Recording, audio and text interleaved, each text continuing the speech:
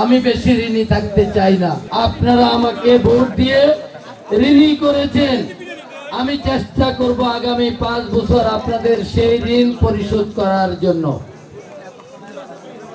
আমি আপনাদেরকে অনেক কিছু দিতে পারবো না, দামি বাড়ি, দামি গাড়ি, সোনা দানা, অনেক কিছু দিতে পারবো না। তবে যেইটুকু আপনাদের মৌলিক অধিকার আমি চেষ্টা করব সেটুকু দেওয়ার জন্য এবং আপনাদেরকে সম্মান দিয়ে সম্মানিত করার চেষ্টা করব। আপনারা যারা আমার স্থানীয় নেতা আছেন, আপনারা স্থানীয় সমস্যা নির্ণয় করবেন।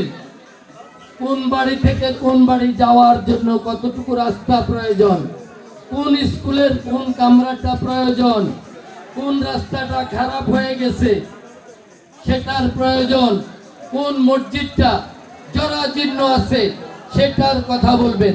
নেতার টেবিলের আয়োজন কিন্তু অনেক ভালো, কালকে ট্রেনিং তো হয়েছে, অনেক করেছেন, অনেক খাওয়াইছেন।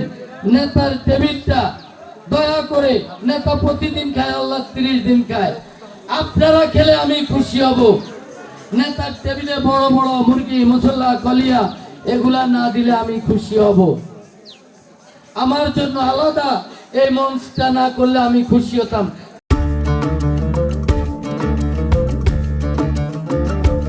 কেন আমি ওখানে বসে খেলে আমার খাওয়ার কি অভাব হতো? আমার পেট ভরতো না? সুতরাং আমার সাথে রাজনীতি করলে আমি যা চাই আমাকে তা দিতে হবে, আমি যা পছন্দ করি আমাকে তা দিতে হবে। সুতরাং আপনারা যেভাবে আমাকে ভালোবেসে ভোট দিয়ে নির্বাচিত করেছেন, আমিও ভালোবেসে আপনাদের সেই ঋণ পরিশোধ করে দিব ইনশাআল্লাহ। আমি বেশি ঋণী থাকতে চাই না। আমার কাছে বাগমারা যা, আমার কাছে নিশ্চিন্তপুরতা, আমার কাছে শ্রীশ্বর যা, আমার কাছে বাঙ্গুর দাওতা, সবাই আমার পরিবার।